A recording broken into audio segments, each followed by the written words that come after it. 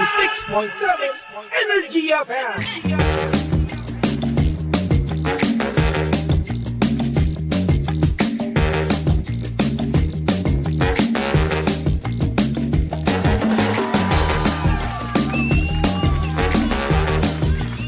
Same, pero iba. We are number 106.7 Energy FM Pangga. Huwag mo sabihing radyo, sabihin mo. Good morning, Luzon, Visayas at Mindanao, Metro and Mega Manila. At syempre, good morning din sa napakaganda, napaka-sexy. Uy, DJ Len, say good morning. Hi! Sa magandang morning, Baby Toby. Anong nangyari sa'yo? Kamusta ka naman? Wala. Okay Talaga? naman ako. Promise? Nasaan na stiko ko? Wala. Hindi pa ako nakakabili. Wala na naman! Anak ng toko Hindi pa ako nakakabili ng gamot. Ano ba? Hindi pa nakakabili. Sabi mo kahapon, bukas. So ngayon bukas na yun. Ngayon yun. Let me explain. Sige, Listen to me. Go. Listen to me. Go. Hindi kasi sabi ko, bibilin ko yun kapag kasabay na nung gamot na kailangan kong bilhin. Hey. Unfortunately, nakadalawang mercury na ako kahapon. Wala pa yung gamot. So, hindi ko maisabay yung stick ko. Alam mo dapat, wag mo isasabay. Bakit? Marunong ka pa sa akin, ako yung bibili. Dapat kasi sinasadya mo. Kasi nga, wag mo na akong pahirapan. Diyos ko, nagre-request ka na lang. Ito naman. Kaya Pero nga, binibiro lang naman kita. mamaya na lang. Kapag ibig sabihin, kapag nabigyan na kita ng stick mo, ibig sabihin, nakabili na rin ako ng gamot. Magiging happy ka na for me noon. Ayoko na nga. Kasi magiging healthy na ako. Ito naman, binibiro lang naman kita. Hindi! Kinukonsensya mo naman ako. Ayoko na, hindi Basta na. isasabay ko yun. Okay. Hindi na, parang nakakahiya naman tuloy na magbiro sa'yo ng ganun. Wala ka nun, wag ka magpanggap. Uy, meron, uy. Wala Huwag ka kang nun. mahihiyain ako. Wala ka nun, Shy Toby. type ako, di ba? Naku, Tumukang to. nakakaloka ka. Look at me. Yeah, I know. Looking look at at me. you? Yeah. This cutie face. Yung face na yan, Mahihiyain yan. hindi mapapagkatiwalaan. Ay, wow. Oo. Salamat, ha? Oo. Salamat, ha? Alam mo, ang dami nagtitiwala sa akin. Oo naman. Oo. Mga nabubudol mo. Yung mga nasa scam mo, ganyan. Ako nang-i-scam, ako nang bubudol. Kailan ako nang budol? Ha? Ay nako, kailan may Kailan? huling nagpadala ng kape sa'yo? Ang tagal na. Oo, Oh. parang naghihintay ka ngayon ah. Uy, hindi naman. Parang nagpaparinig ka ah. Uy, hindi. Ano ko ba? Kung may magpapadala man, edi... Thank you. Ay nako, huwag ka mag-alala, mamaya may magpapadala niyan. Feeling ko, nararamdaman ko. At feeling ko rin naman, manlilibre ka mamaya. Ganun ba? Parang ang sarap ng croissant. Croissant. Croissant. Croissant. Hindi, kailangan mas lang pa. Croissant. Croissant. Croissant. Naku, nakakaloka naman yung mga pronunciation. Tinapay na lang. Tinapay. Tinapay doon sa bakery. Kamusta ka so far? Ako, okay naman ako. Masayang-masaya ako at nakatulog din naman ako kahit paano. Pero kulang pa rin naman talaga. Pareho tayo. Ano bang ginawa mo kasi? Bakit kulang yung tulog mo? Hindi ko nga alam eh. Pero alam mo, lately, yun yung nararamdaman ko, no? Na laging kulang yung tulog ko. Hindi ako makatulog ng tuloy-tuloy. Yung katulad dati mismo. Mag-supplement ka na nga. Ang kulit mo kasi. Kasi nga naman, ito natatakot talaga ako. Oo. Baka si mama yung katawan ko, masanay sa mga ganun. Hindi mo naman siya araw-arawin. Tsaka mahal. Kailangan... How much is that? Magkano sweldo mo? Hoy! Oh. Ito naman! Kung sinasabi... Sinacharot dyan, Toby. May Alam pagsabi mo, ng bibili ka magkano ng napakamahal na camera tapos yung supplement para makatulog ka, hindi ka makabili. Eh yun naman kasi, camera naman kasi yun. Ano nga unahin Magagamit mo? ko yun. Yung camera o yung tulog mo? Camera. Nako, very, very wrong. Hindi, kasi nga, ito kasing kamerang to, ang ganda-ganda niya. Alam Perfect ko, siya. pero kailangan mo makatulog para sa overall health mo. Alam mo, makatulog din ako kapag nahawakan ko na yun. Nako, ewan ko sa'yo, bahala Therapy. ka. Ang therapy yun para sa akin. Therapy. Therapy yun, Toby. Pero ayun na nga, di ba? Ito kasing kamerang to, di ba? Perfect siya. Na pwede siyang portrait tsaka landscape, di ba? Tapos Kaya pwede mo rin nga. hiramin. Pag meron na ako nun, di ba mahilig ka mag-vlog, di ba? Hindi. Pwede mo siyang hiramin. Ayun nga, kasi yung camera kasi, di ba, bulky siya, di ba? Hindi nga, So, eto, Toby. Unahin mo handheld yung lang, tulog mo. Magkano lang yung pinapabili ko sa'yo para makatulog ka? Wala pang 500. Uy, Magkano yung... mahal. Wala. Wow! Magkano yung gusto mong camera? Alam mo, ewan ko sa'yo, ang hirap mag-explain sa'yo. Bahala ka sa buhay mo. Huwag ka na matulog. Pwede rin naman. Pero yun naman talaga, eto naman, iba naman kasi to. Pinag-iipunan ko naman kasi to. Siguro bibili nga ako niyan at hindi ko lang alam kung saan makakabili. Kaya nga. Baka kasi mamaya kasi, no, ang kailangan pa dyan sa supplement na yan is kailangan mismo ng reseta ng doktor. Hindi, over the counter siya available. Malay ko ba? Malay ko ba? O edi ang gawin mo, pumunta ka sa doktor since problema ka sa pagtulog, hindi uunahin mo yung camera. Naku, priorities, Toby. Sinasabi ko sa'yo, nayayamot ako sa'yo. Mas priority ko, Ay, bahala siya. ka na. Anong siya? Hindi kanya priority. Wow, salamat ha. Bakit? Sa tingin mo? Ang sakit naman nun, Lindsay. Sa tingin mo ba? Alam mo, araw-araw lang sinasaktan mo ko. Kapag babanat ako para sa kanya, sinasaktan mo ko. Totoo naman. Ganyan ba talaga mga tunay na kaibigan? Sinasaktan mo Oo. ako on air, sa harapan ng Oo. madaming tao, ganun. Alam mo, mabuta na yun sa akin mo marinig kaysa sa ibang tao, kaysa pagtawanan ka ng ibang tao. Ang sakit eh. Ganun ang tunay na kaibigan. Hindi yung pagtalikod mo, pinagsasabi ng kung ano-ano. Ay nako, madami naman akong kilalang ganun. Oh. Ako din. Gusto mo sabihin ko sa'yo kung Huwag sino? na lang. Yaan mo na sila may karma naman. Ay nako, ang dami-dami ko naririnig. Porkit dead kid ako, wala nang naririnig. Uy, meron na-absorb yan ng mga dead kid. Akala nila, kapag nananahimik ka sa, halimbawa, ikaw yung pinakatahimik sa opisina, hindi nakikihalubilo kasi ayaw mo ng drama. Akala nila, wala ka talagang pake, no? Actually. Diba? Naririnig ko naman yan. Oo, though naririnig ko siya, pero wala pa rin naman talaga akong pake. Ganon. At at the same time, no, yung kung sino pa yung dead kid, siya pa yung nai-issue sa mga bagay-bagay. Ay, may kinalaman ba to dun sa ano? Teka nga. Ay, Anyway. interesting. Anyway. Juicy. Ay nako. Eto na nga, pag-usapan na natin na Lindsay, ang ating sender. Ay, ano yan? Anong meron? Ito na nga kasi. Ano ba yun? Etong ating sender ngayon ay hindi pa makamove on sa kanyang ex. Ay! Oo. Nako, very, very bad. At bukod tanging ex niya lang daw talaga ang nakakagawa nung isang gustong-gusto niya. Hindi niya daw yun mahanap sa iba. Ay, talaga? Kahit kanino siya Kahit pumunta? kanino. Baka kasi kinukumpara niya. O tapos, siguro ganoon niya. Kinukumpara niya. So ngayon, ikaw ba? Like for example, meron kang naging jowa na hindi pa nakaka-move on, na bukod tanging parang hindi mo mapupunan yung hinahanap niya. Tutuloy ka pa rin ba sa relasyong ganun? Ay, hindi. Ano, sacrifice? Di ba? Hindi. Like hindi mo ba hihigitan? Hindi. Hindi? Bala ka. Bakit ako yung mahihirapan para sa iyo? Ang katotohanan niyan, ikaw talaga yung may problema sa sarili mo eh. Hindi yan para ako yung umeffort at magbigay todo, mag 100% sa mga gagawin ko. Kasi kahit anong gawin ko, halimbawa, kahit anong gawin ng bago mong girlfriend, kung ikaw mismo hindi ka pa healed at may iba ka pa talagang hinahanap, walang mangyayari, mapapagod lang talaga yung bagong girlfriend mo. Tama ka dyan. Talagang diba? mauubos siya. Yung bagong partner mo. Kasi never naman talaga mapupunan nung panibago mong partner yung hinahanap mo, di ba? Kasi syempre iba-iba tayong mga tao. Totoo. Diba? Iba-iba katangian natin, iba-iba yung way natin to express love, di ba? Ngayon, yung etong ex mo, ganyan siya mag-express, di ba? Para sa'yo, yun yung standards, no? Humanap ka ng iba.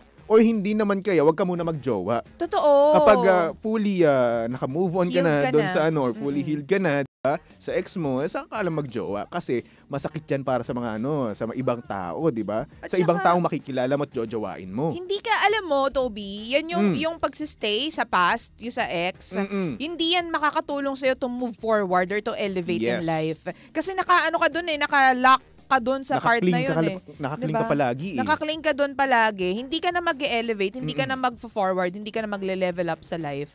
Kasi nandun ka lang. Tama ka dyan. Diba? Tsaka, feeling ko, Tobes, ano yan sasabihin mo? Sorry. Kasi ang naisip ko lang dito, parang nami-miss niya lang yung memories, yung mga ginagawa nila happy moments. Pero pag siguro nagkabalingan din naman sila, babalik din sila sa normal na nakagisa nila, nakatoxican, ganun. Oo, it's okay to miss people, pero hindi okay na i-love mo sila again just because you miss them. Kasi mga tao lang tayo, humans, talagang meron tayong emotion na mamimiss natin yung past. Pero yung para mahalin mo ulit at i-engage mo ulit yung sarili mo dun sa toxic na tao na yun. Yes. Hindi na okay yun. Kasi babalik at babalik. Kung paano kayo, bago kayo mag-break, babalik at babalik yan. Tama. There's a difference between love and missing someone lang, di ba? Missing the memories lang, okay? Oo. Yung missing the memories na yan, pansamantala lang yan. Totoo. Di ba? May mabubuisit ka ulit dyan kapag nagkabaligan kayo at darating din kayo sa point na maghihiwalay din naman talaga kayo again and again and again. At saka may reason, tulad ng lagi natin sinasabi, di ba, Tobes? Laging may rason kung bakit kayo magbe-break or nag-break. Tama. So, wag ka nang sumecond emotion dyan. Di ba? Kaya nga sabi nga Wag sa na. isang series, no, huwag ka nang mag-cling sa past mo dahil kahit na ano pang gawin mo, pag balik-balik mo man ang mundo, that's on the past. Diba? Tsaka alam mo, feeling ko, Tobes, tama ka dyan, nasa past na sila.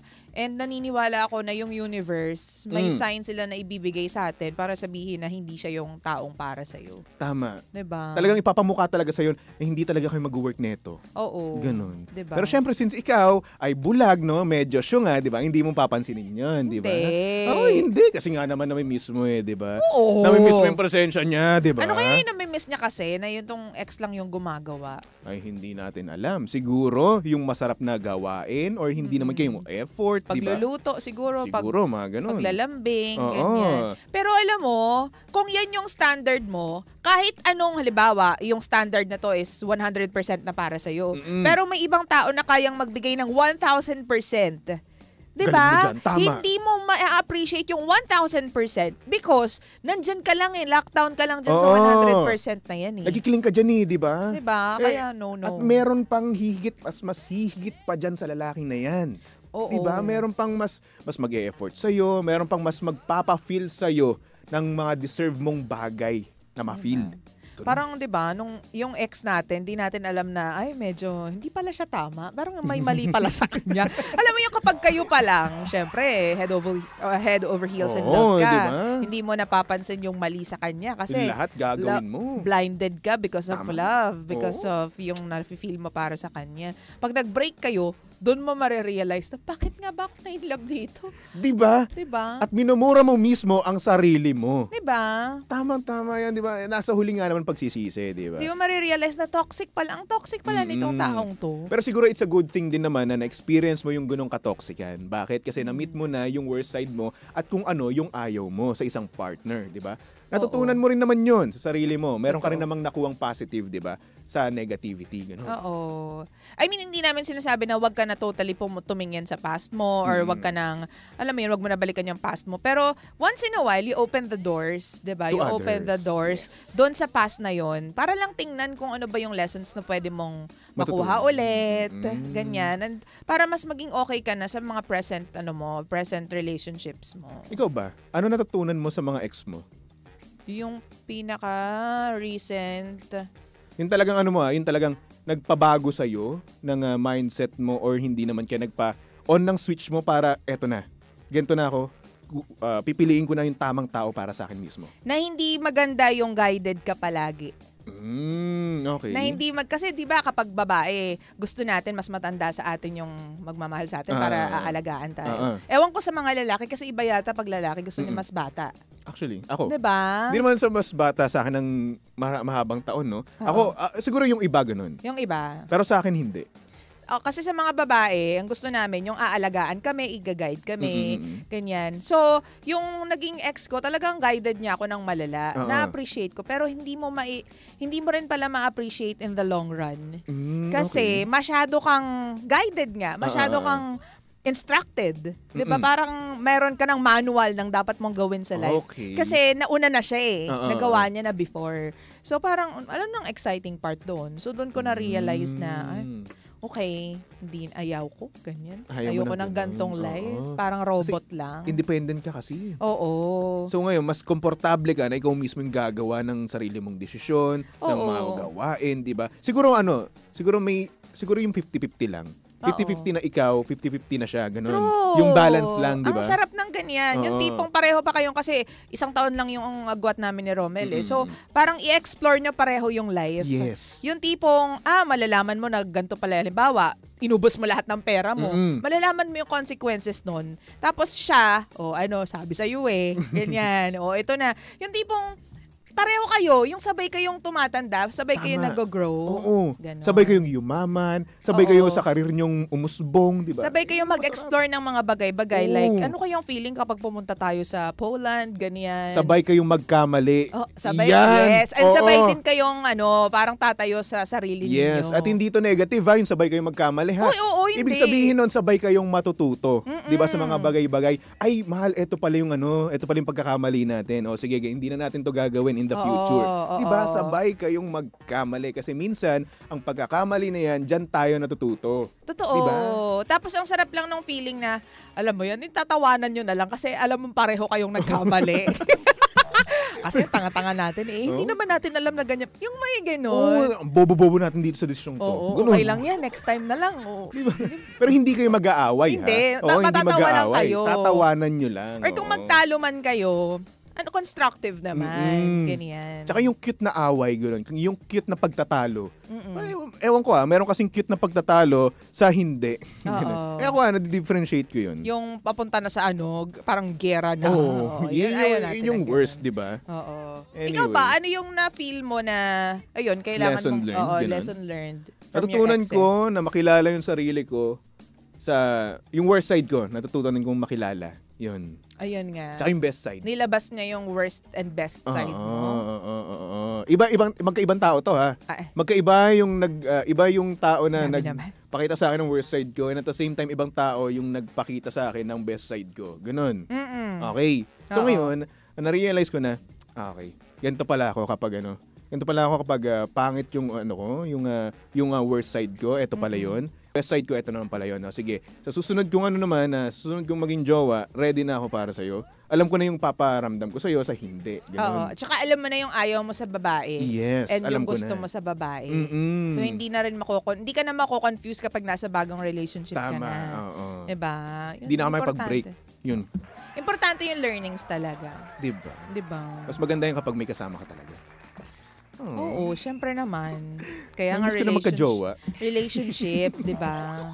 Oo. Sana maka-move on na yung yung Sana nga, no? sender mo. Oo. At syempre, sana makahanap din siya ng taong magbibigay sa kanya ng 1,001%. Oo. Kung hindi man, wag kang masyadong needy, 'di ba? Importante din 'yun. Minsan kasi nangyayari kasi, 'di ba? Kapag hindi ka pa naka-move on, 'di ba? Parang magiging toxic ka rin eh.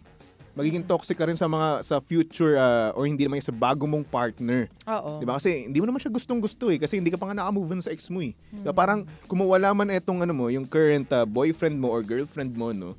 Parang okay lang, wala kang pakialam, 'di ba? Kaya magiging toxic ka. May naalala tuloy ako dyan sa Oo, ano yun? Ngayon lang pumasok sa isip ko. Ano yun? Basta wag tayo magpapatali sa past. Kasi hindi tayo makaka-elevate. Hindi tayo makakapag-level up. Ano? Level up? Sino pinaparinggan mo? Level up?